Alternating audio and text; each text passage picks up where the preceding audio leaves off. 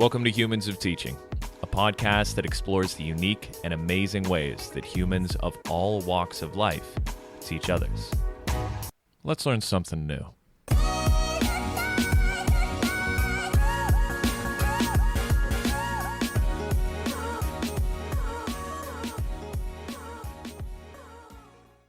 All right, friends, welcome into a new episode of Humans of Teaching. Today's episode is a very special one for me, and I hope for you as well, because Jim Rocco is a huge mentor of mine and has been an impact on my life through teaching and coaching for many, many years. In fact, as probably way back to being a 3-year-old child, I was taking basketball lessons from him, and he has had such an impact on the Pittsburgh community, specifically Penn Hills and Penn Trafford, for decades now. And I can't wait for all of you to gain insight on how his history of coaching basketball and his history of teaching forensic science can be incorporated into your classrooms and your lifestyles.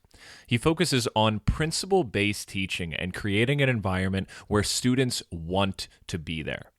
His words of wisdom essentially don't stop for the entire podcast episode, and I'm really looking forward to all of you being a part of it. Folks, don't forget, before we get into today's episode, I want to remind you that Humans of Teaching is here for you completely free. We don't have a single sponsor or advertisement that you have to sit through, so please take a second and subscribe to the podcast if you haven't already, and make sure to leave us a comment on what you love about Humans of Teaching and what you would want to hear in the future. The second thing you can do to support Humans of Teaching is to share the podcast with 1, 2, 3, 4, 10 of your friends or family members, anyone who you think would find value from this. Do you have a friend who is a coach looking to level up their game? Do you have a friend or a teacher who is looking to create an environment in their classroom where students can't wait to walk through that door? Because Jim Rocco has been doing it for 20 years, and I'm sure 20 more. So, folks, sit back, relax, and enjoy this amazing, insightful interview with Coach Jim Rocco. All right, friends, welcome into a new episode of Humans of Teaching. We have a very special guest here today because I have known this individual for a very, very long time. In fact, our guest today, Jim Rocco, I knew probably since I would say about 3 years old, going to basketball camp even before I was able to go. I think, Jim, if I remember correctly, the first time you could go to basketball camp was you had to be 5 or 6 years old. Yeah, I think it was 5. Every now and then we would stretch it to a 4-year-old, but I think you're correct.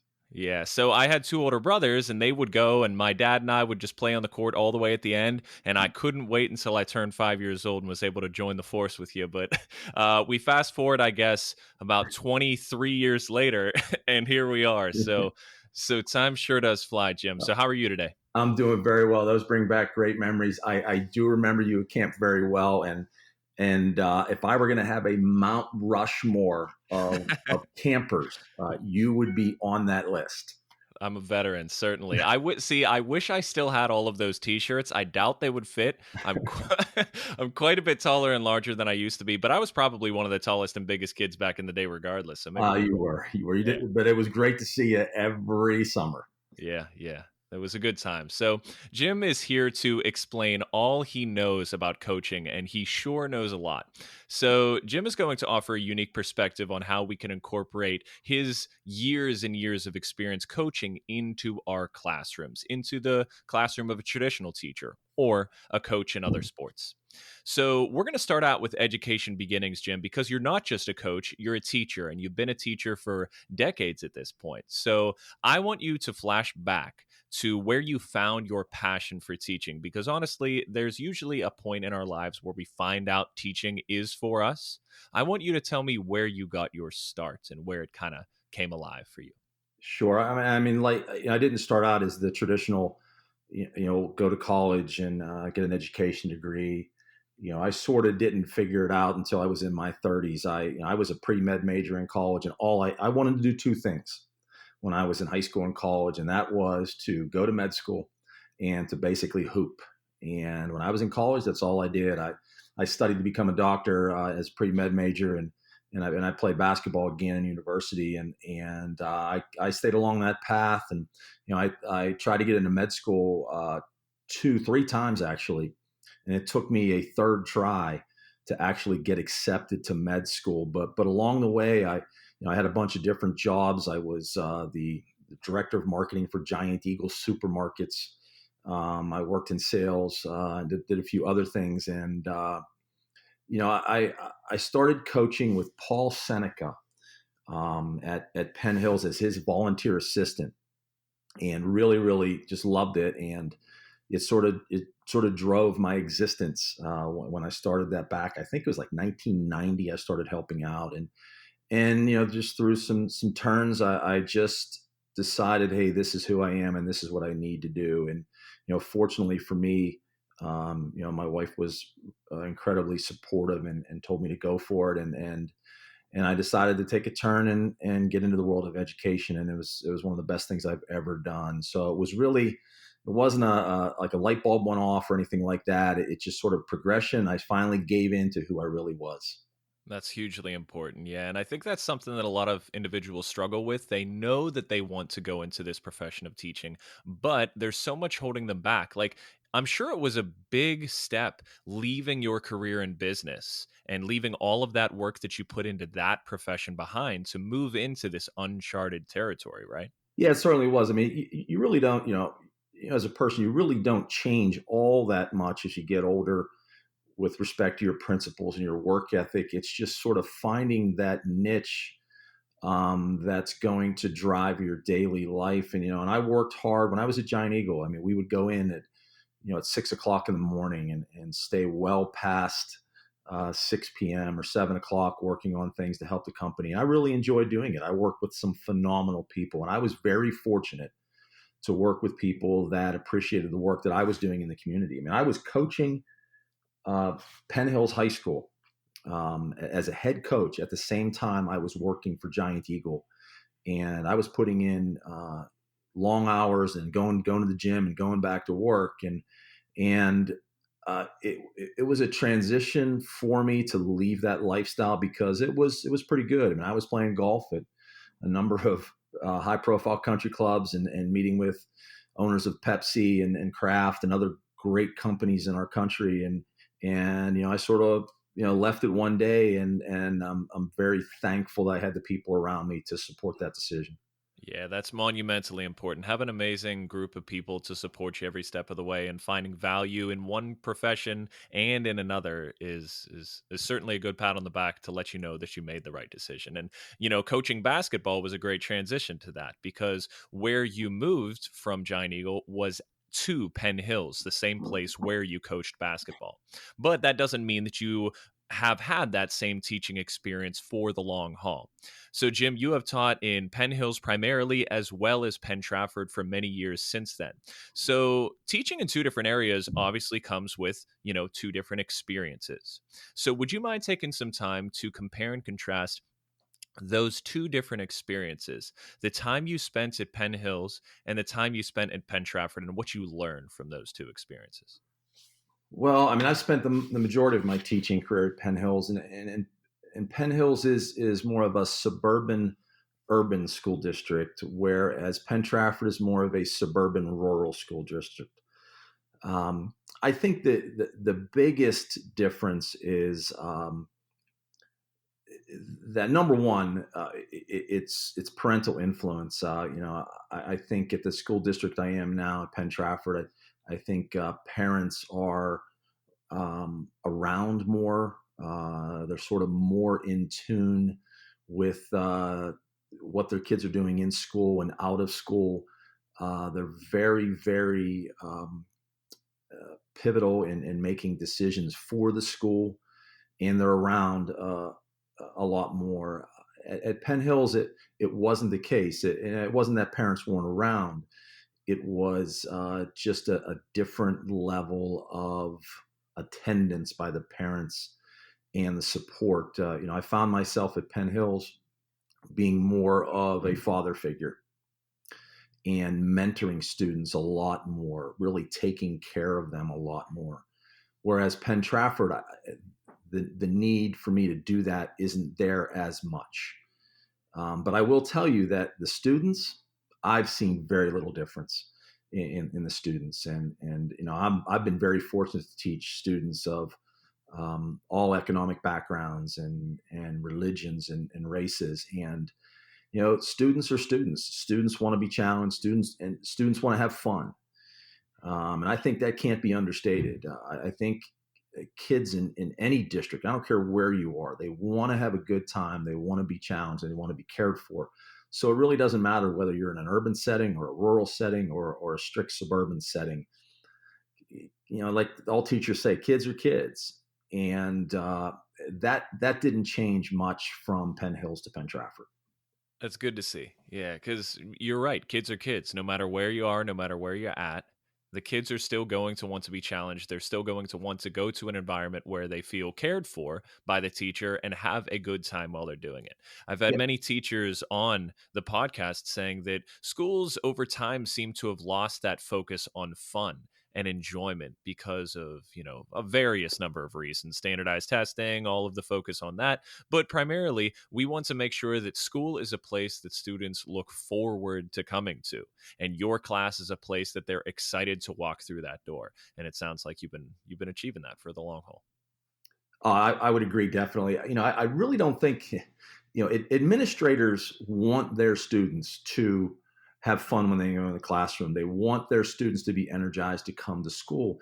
It's just unfortunately in this level of standardized accountability that they are forced to follow certain rules. Right. And the superintendent is forced to follow certain rules with respect to home values and other things. I really think it's up to the teacher to understand all of that and still provide an environment of engagement and enjoyment. And I think some teachers give in to the standardization of education now.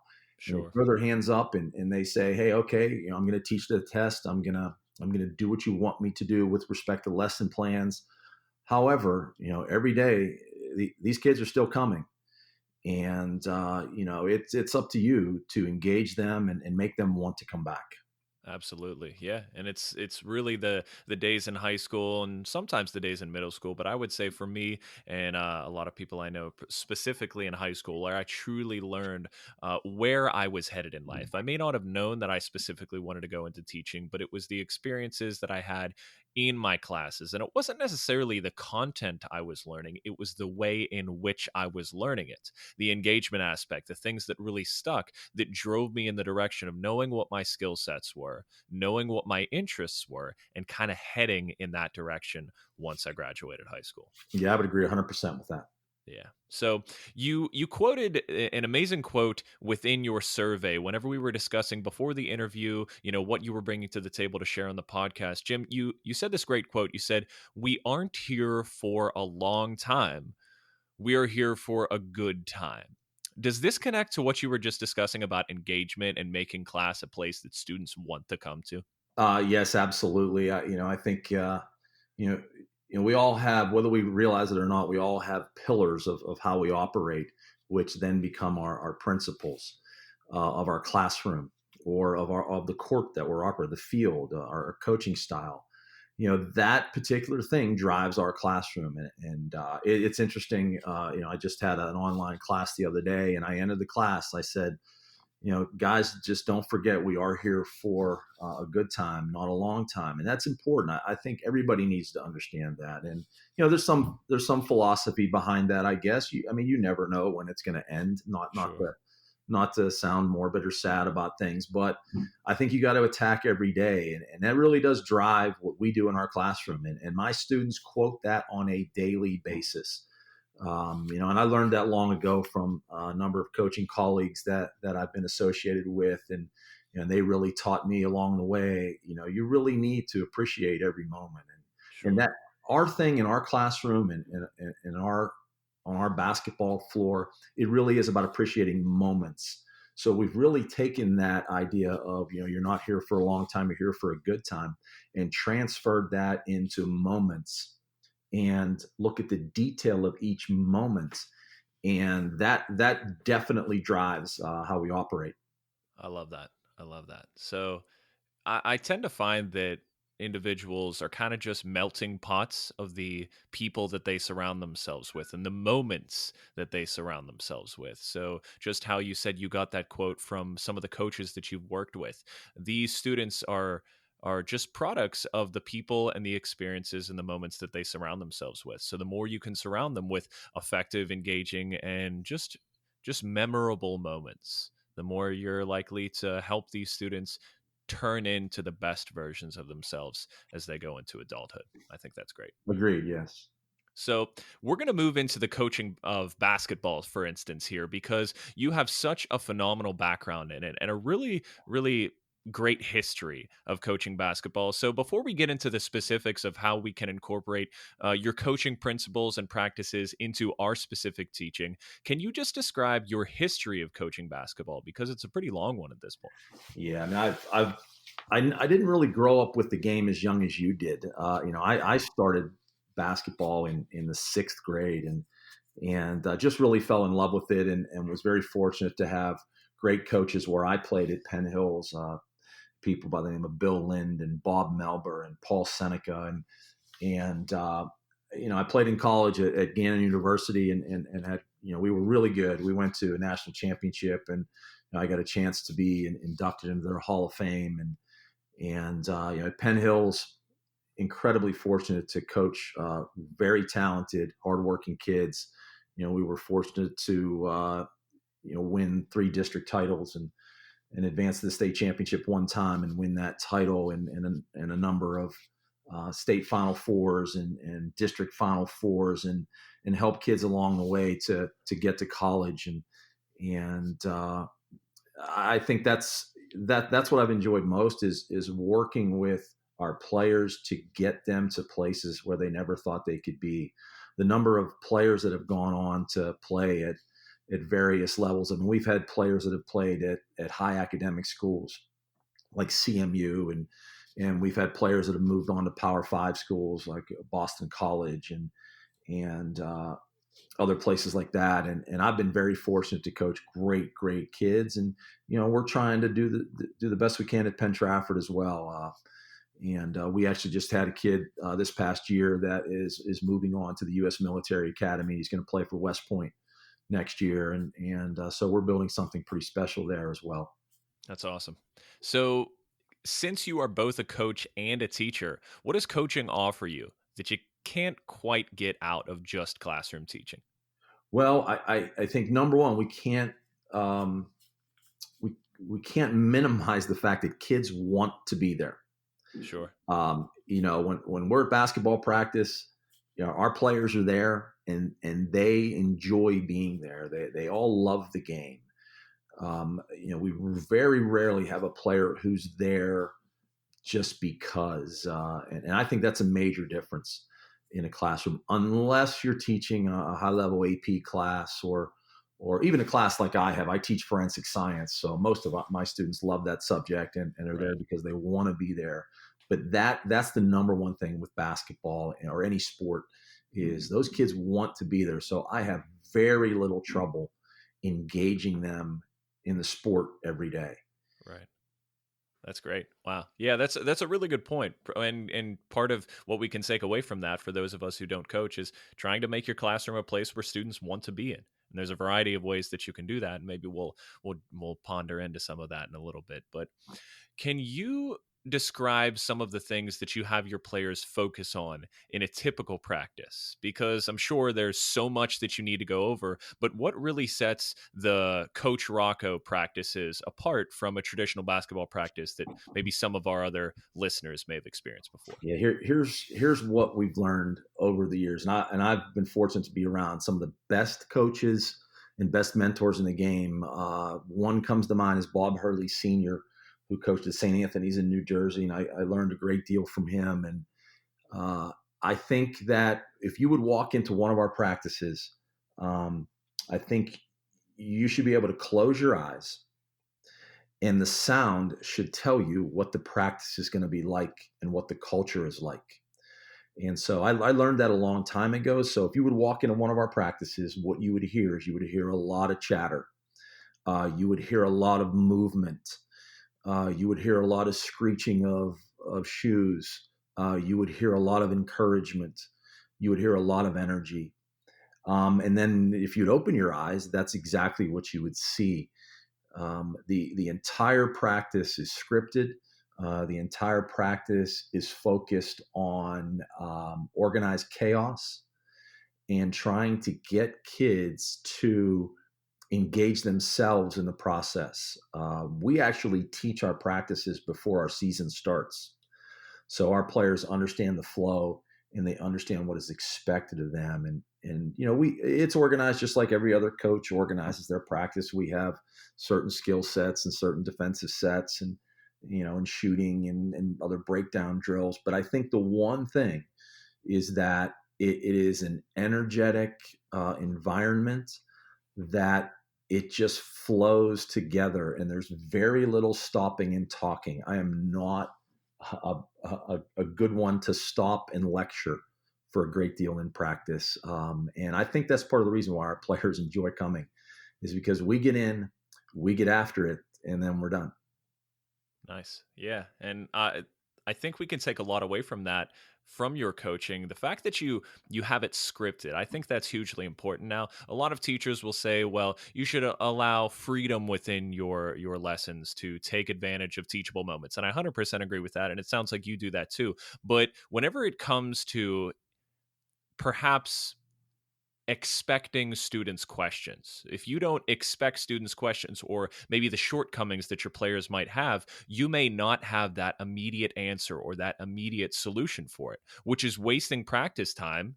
And your students and your players don't want to waste practice time. They want the quick solution. They want to figure it out, and you want them to keep going to keep getting better. And I think that's hugely important. Preparing yourself for the lesson, preparing yourself for the day, setting the scene, like you said, having your players, they know what they're coming into. They know how the whole practice is going to be set up. So there's no wasted time. And a lot of great teachers that I've worked with say, is this lesson, is this activity the best use of your academic time? You only have 45 minutes in class. And I'm sure for practice, you only have maybe an hour, hour and a half, 2 hours, depending. You don't want to waste a minute of that. And you only have a certain amount of practices throughout the year. So, what can you do to make sure that your practice has the most flow and gets the most done? It's setting the scene and making sure your players know what's expected. So, Yeah, and that adds to just efficiency. You sure. know, and even though we are scripted, but we're not rigid. Right. We tend to be incredibly detail oriented and creative in what we do. And if we've done anything well, I think what we've done is number one, we understand adolescent sort of attention spans, and we understand their wants. And we work very hard on meshing their wants with their needs. And so when we work with our players, now keep in mind we work with our players all year, and I think that's the one different thing from coaching and teaching is, we're going to get our new students in August or September. But with the sport, if you're serious about it, you're spending a great deal more time with your athletes. So, in the spring and the summer, we're already working on detailed things that are going to set them up for the team oriented work during the season. So we definitely have an advantage over someone that is just teaching in the classroom. But that efficiency leads to a great amount of creativity. I work with a lot of our players on setting up our practice plans and setting up our system of play, and so it gives them a ton of ownership in what we're doing. That's cool. Yeah, incorporating the players into the practice and giving them responsibility is a huge way to take ownership. I love it. So, what have you found that your high school players tend to need more development in? Would we say more of the physical aspect, like the endurance and physically shooting, physically defending, blocking, rebounding, the strategy of the game, how to go about that, or the mental and emotional part of the game? That's a great question, and I could take away a lot from each aspect. I think, in general, in order for teams or players to be successful, they need to be skilled. They need to have a decent IQ for the game, no matter what sport it is. You have to be able to be aggressive and athletic. And you also, in our sport, you need to be able to shoot the basketball. That is one critical skill. There's not a whole lot about size that I mention, um, but we do mention a great deal about athleticism. The one overriding thing that will overcome uh, a, a lot of deficiencies and make teams successful is skill.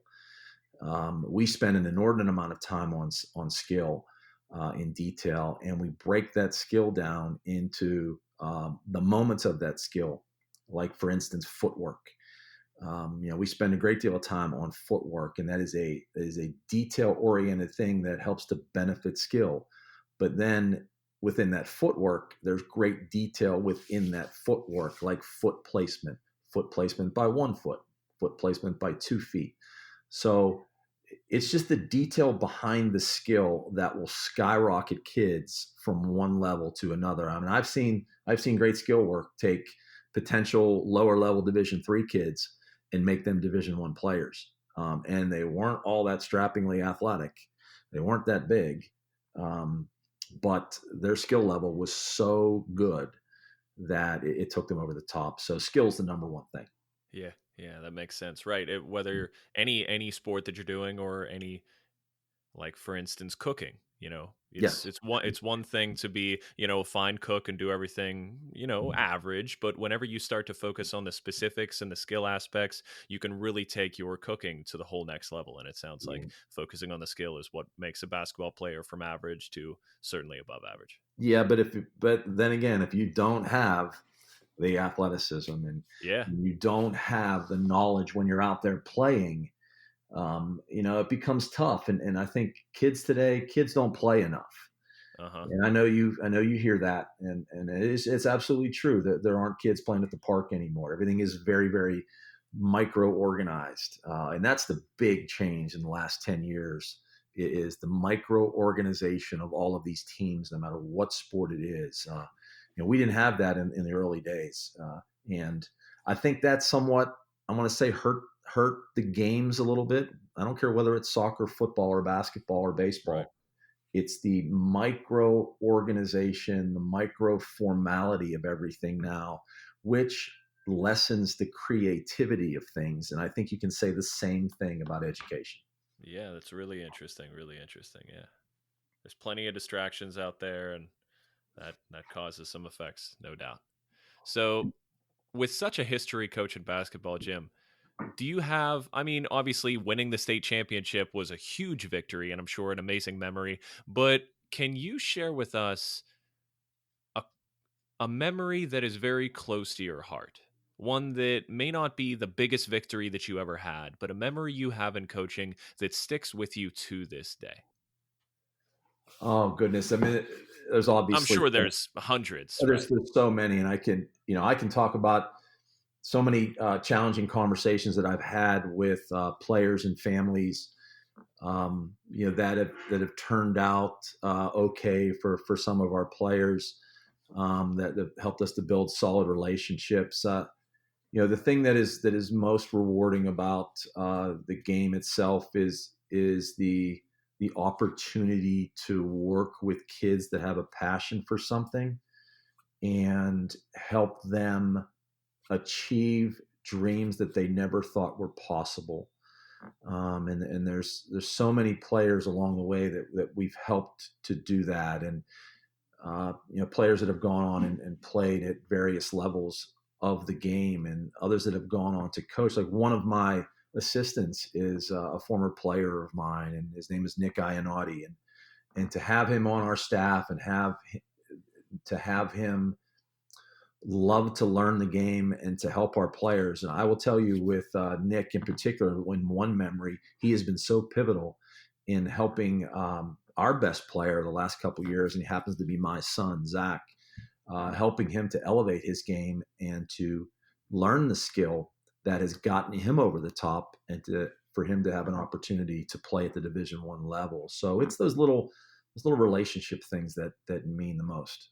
That's amazing. I completely agree. Yeah, I completely agree. So, we're going to transition this now into really bringing it to life for your average teacher, right? So, many teachers aren't coaches, and perhaps they don't plan on coaching in the future, but we do want to offer them any type of advice so they can elevate their game as a teacher with what the advice you offer. So, what does the game of basketball and specifically playing on a team teach students? It, I think it teaches them to handle chaos. It teaches them to handle chaos and to handle immediate accountability, especially basketball. The game is so fast that you have to be ready for the unknown and you have to be able to handle that chaos and the accountability of that. And I think when you get in the classroom, it's always been important for me to translate that organized chaos and accountability into the classroom. I think with the game of basketball, you as a coach, we do things with purpose. We do things with accountability, and we do things with imagination. And the way that we set up our classroom is no different.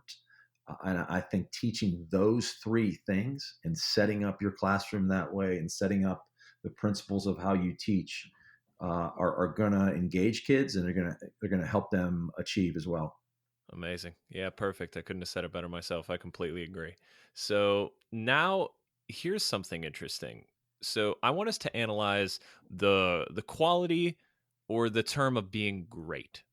So you may think that a great teacher and a great coach maybe may exhibit two totally different fields of characteristics, but I want to unpack that. How would you compare and contrast a great teacher and a great coach? What qualities would either possess, and would they have the same qualities to be great? Oh, I definitely think they have the same qualities. Hmm. I think number one, um, when you think about, now we're looking at a great teacher from the perspective of the student, and I think that's important. You have to we have to remind ourselves, why are we doing this? Whether it's a coach or a student, it's not about us. It's about them, and them being the students or the players. And I think the number one thing is that you got to remind yourself of that. You're not here for you, you're here for them. So you need to set up a structure that totally focuses on them. So that means, how are you going to handle your grading? How are you going to handle your lesson planning? How are you going to handle the culture in your classroom? It has to be totally student oriented, as most coaches are player oriented. So, and hidden within that is the word care. You Yeah. have to care about these students, and you have to care that, more about educating them about content, obviously, and you got to take an interest in them and ultimately care about them. And you have to ask your question: would you want you teaching your child? Yeah. That's deep. Right. There's so many different aspects we need to consider when it comes to being a great coach, when it comes to being a great teacher. You could be the smartest teacher in the whole world, right? Know all of the content out there. Same goes with a coach. You could know every single play, every single drill out there. But if you don't know how to effectively share that with your players, share that with your students, or create an environment where they're looking forward to coming, it's not going to go according to plan.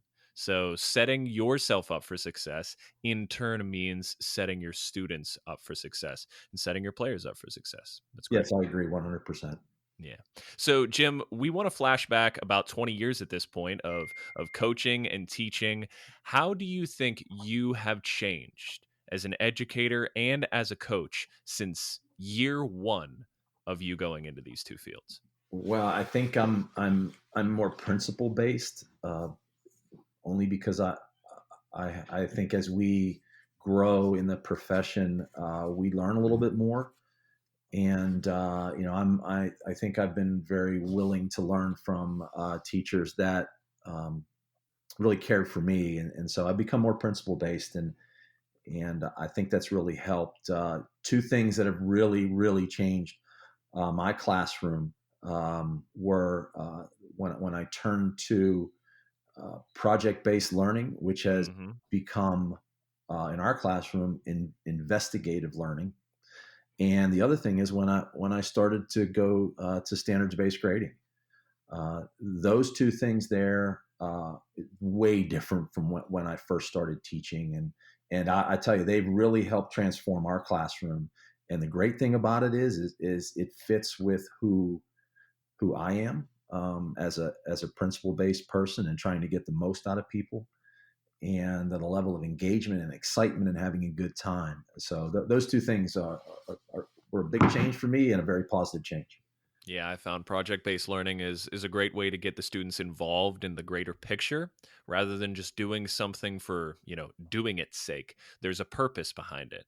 And oftentimes it connects them to the real world, incorporates them with skills that they'll use later on in life.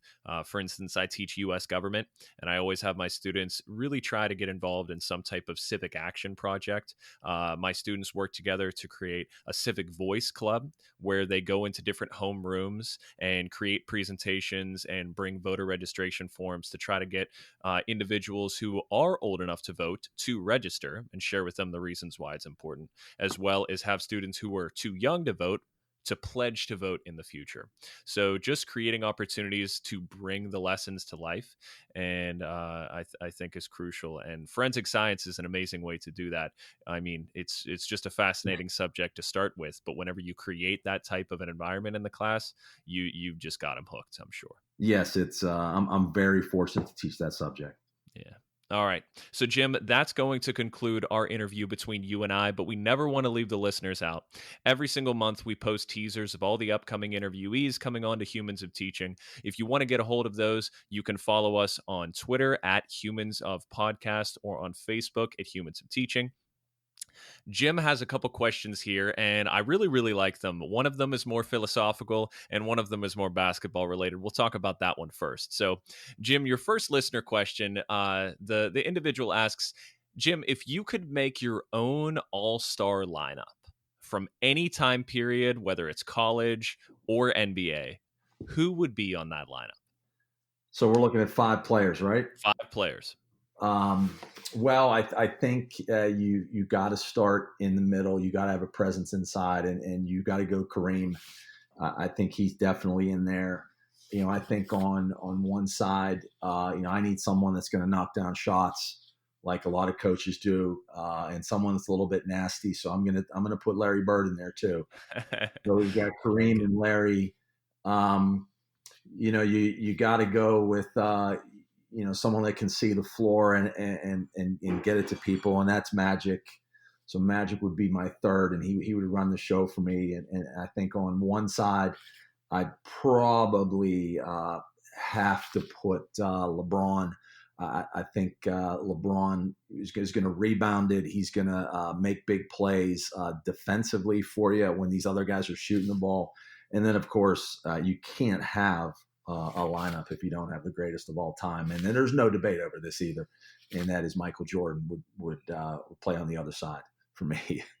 That is an all-star lineup if I've ever heard one. So that's a great transition here, Jim. We got to talk. Why is Jordan the all-time greatest compared to LeBron James? Those are the two that everyone discusses, and I've heard a million people say one way or the other. What's your stance on why Jordan is the best of all time? It's real simple.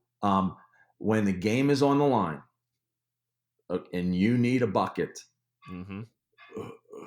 who do you want making that play? Who do you want taking that shot? And it's making the play, and it's Michael. Yeah. LeBron has proven over time that he's willing to pass it. I don't need someone passing the ball. I need somebody getting us a bucket, and that's where Michael comes in. And there's obviously been debate for years over this. And I probably think that Kobe's probably a little bit closer to Michael than LeBron is in that vein. And I think that's what has separated Michael from everybody is his ability to get buckets and just take an entire team on his back. Now LeBron's great, but Michael was Michael, and he's the best ever. Great defense. We'll take it. All right, Jim. Second question here. This one's the more philosophical one. So you have a bird's eye view of the past 20 years of you being in the classroom. what would you be thinking to yourself about how things have changed from when you started until today? I mean, you're talking about an education in general, or my Education in classroom? general. Um, Education in general. yeah, I think it goes back to what we said earlier, and I think it's the desire to micro manage every aspect of the classroom teacher now, and to not trust uh, the teacher. I think that's the biggest change. When we first started, it was more project based. There was more lab based. It was everybody enjoying the day in most classrooms. That's how I remember it, and that's what shaped how I teach. My science teacher back when I was in seventh grade, Marion Opest. I mean, she shaped how I structured my classroom with the fun labs. I think if you were to walk around the school now, especially in a science classroom, what you would see is you would see people sitting and listening. You would see people working on worksheets. You would see people being held accountable for the test that they are about to take. And I think if you'd ask any teacher, I think most of them would say that this standardization of accountability has really changed the classroom. And teachers don't like it. And I know we have to hold kids accountable, and I'm appreciative of that. But there's got to be a better way, and I don't think that most schools are willing to give in to a more creative, better way. We're sort of doing what everybody else is doing. We're doing what states and the federal government are asking us to do, and I think that that's hurting the classroom now. With that being said, if you're going to look at our classroom, because I have an elective, we get to get after it, and we have a good time, and we're labbing like crazy, and we're making and breaking and doing a lot of fun things. But yet, I don't have a standardized test that's hanging over my head. And I think the telltale sign is that more and more high level colleges are becoming test optional. And I think what you're going to see is more and more schools become test optional. And I also think because of what's going on in our country right now, and as we talk, and we've got the pandemic, the coronavirus pandemic, and kids are doing online learning. And all of a sudden now we don't have these standardized tests. Um, and I think we're going to start to reevaluate the engagement and the fun that we need to have in the classroom, and just find a better way. Sure.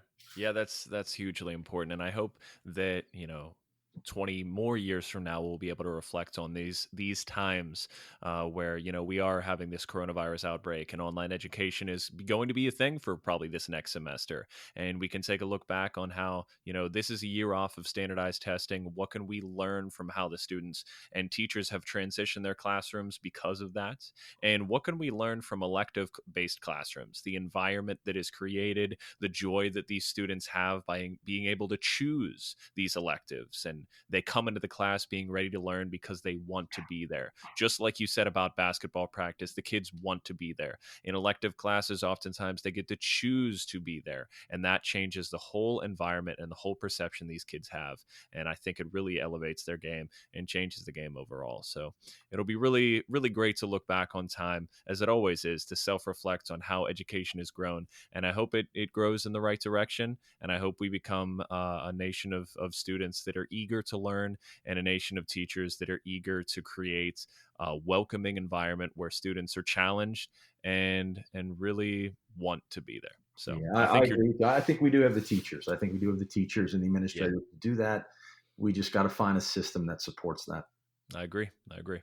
All right, Jim, wonderful job. Amazing, amazing overview of coaching and how it connects to teaching. Listen, I've learned so much from you for, 20 plus years now, and I hope all of our listeners have as well. So before we close things out, my friend, what we're going to do is open it up to rapid fire questions, because we want to see you as more than just a coach, more than just a teacher. So, Jim, these are going to be some random questions that I want you Okay. to just shoot the first thing that comes to your mind, okay?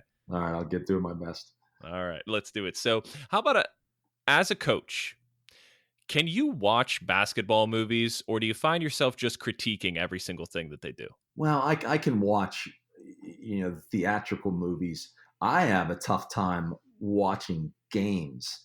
Okay. I'm not good at that. You can just ask my kids about that. I tend to be very no, I don't want to say critical, but I analyze way too much. Right. I'm tough to watch a game with. Both on TV and in person if you were Oh actually at the yeah, game? You'd yeah. I tell. Why aren't they doing this? Oh, look at this. Look, he does a great job here. She's so good here. I need to keep my mouth shut.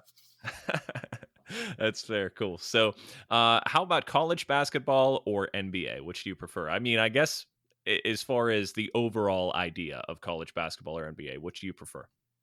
This is going to sound strange. I mean, I really appreciate high level NBA. Mhm. Because if you really and now don't forget, I'm a bit of a student of the game. I watch it and I breathe it, and so I really appreciate when great teams play and great coaches in the NBA. And on the flip side, I really enjoy watching mid level to lower level basketball, like high level Division III basketball. I enjoy watching the Patriot League and the Ivy League play because I think that players there are more willing to play like the higher level NBA players, where there's a lot of movement, a lot of ball movement, like the Golden State Warriors a couple years ago and the San Antonio Spurs. It's that I struggle to watch Duke play. I struggle to watch the more well-known blue blood programs because it's just somebody just gets it, runs off a pick and roll, and they try to shoot it, Right. and that's not a lot of fun for me to watch. Sure, I guess in NBA when everyone is phenomenal, there's some higher level playing Oh, needed to be high able to get. level high level NBA is if you really really love the game, there's a ton of stuff going on that you really got to look for, and I love doing that. I also love watching European basketball and I watch a lot of FIBA, and I've learned a lot from those coaches overseas.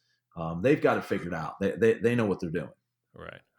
Cool. All right. How about outside of basketball? What's your favorite thing to do in your free time? This is a two-part question, Jim. Favorite thing to do in your free time that isn't basketball, and then your favorite thing to do now that we're stuck inside. What have you been up to now? Well, those are two really good questions.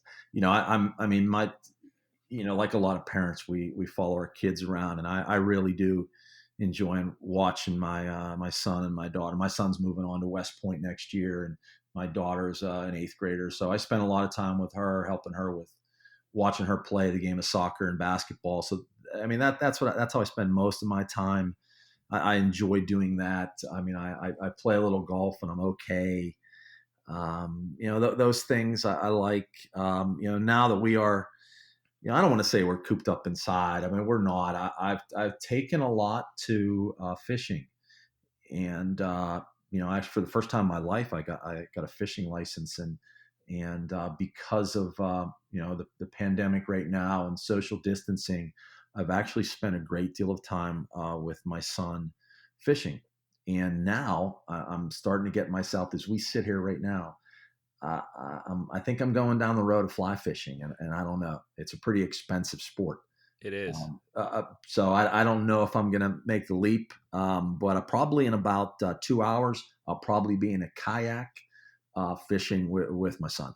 Sounds beautiful. Yeah, my brother has really, really gotten into fishing. It's funny.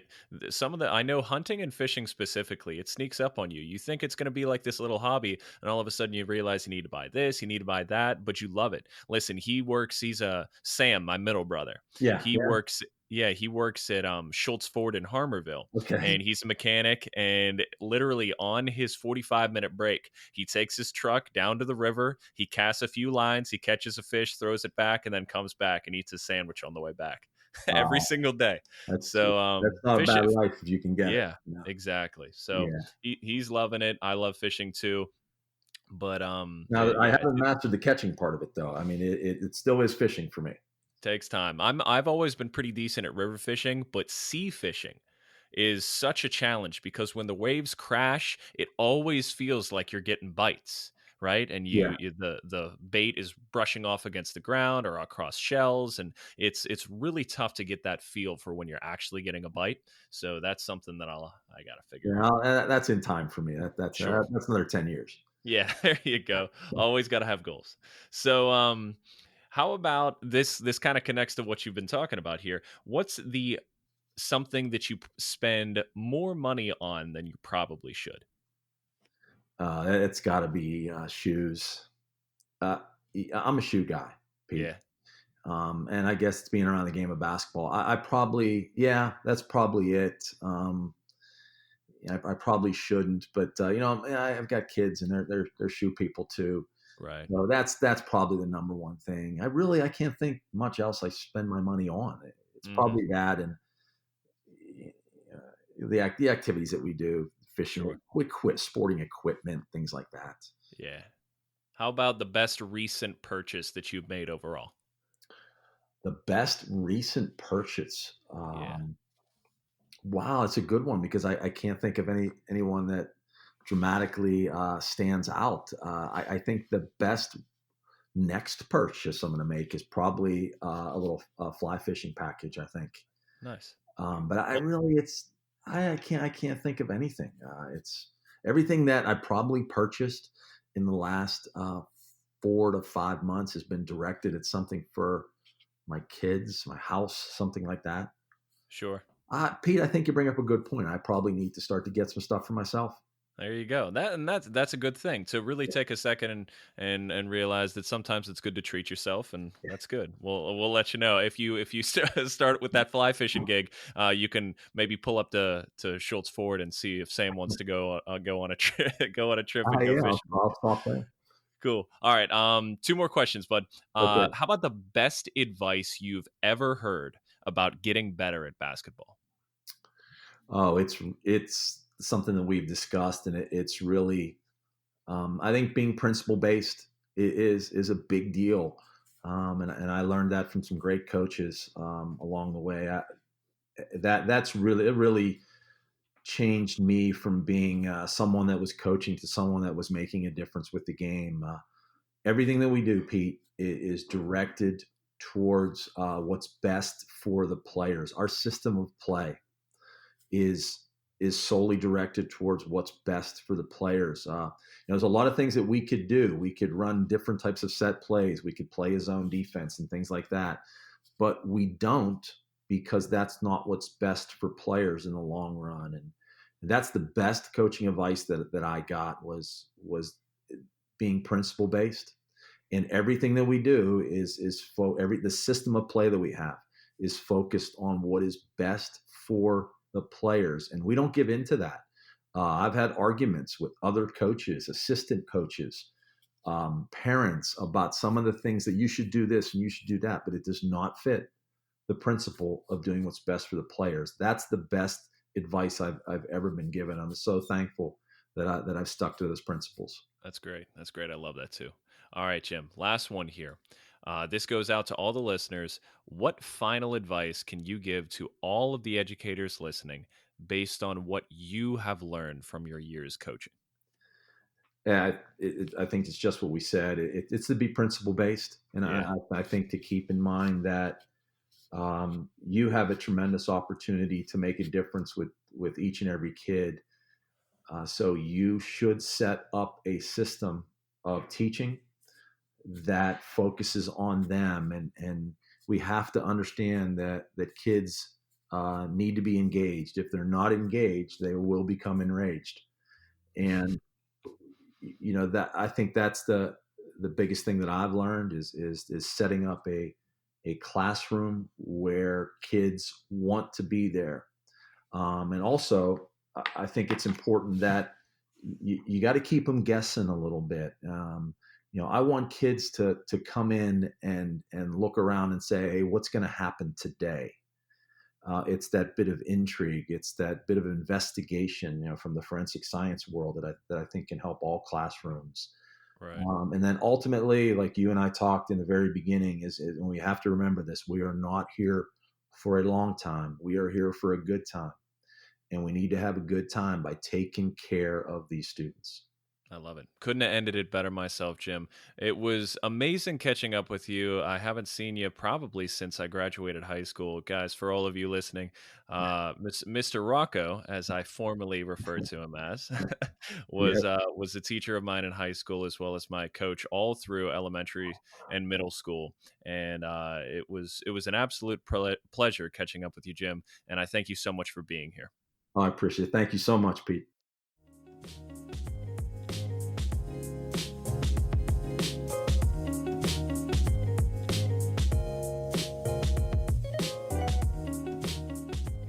Thank you so much for listening to today's episode. We appreciate each and every one of you who tune into Humans of Teaching for each new interview, story, and perspective. Don't forget to subscribe to the podcast if you haven't already, and follow us on Twitter at Humans of Podcast. If there is someone you know who would find value from this episode, or Humans of Teaching in general, please share it with them. This podcast was made to inspire teachers, and the more we can share it with, the better. If you or someone you know is a teacher of any kind and have a unique perspective or story to share, we'd love to hear it. Please email humansofteaching@gmail.com for a chance to appear on our show. Thank you again for listening, and we'll see you next time.